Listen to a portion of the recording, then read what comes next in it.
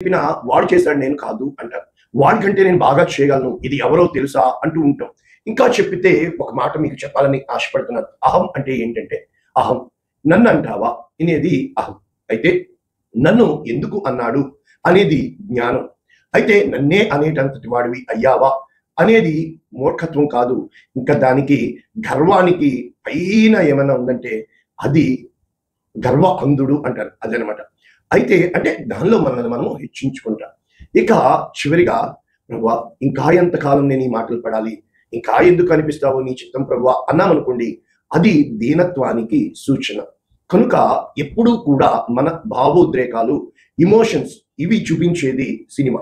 కనుక ఒక కోడి పుంజు ఇంకో కోడి పుంజుకి వాటిని రెచ్చగొట్టి వాటి మధ్యలో కోడి పందాలు పెడతారు.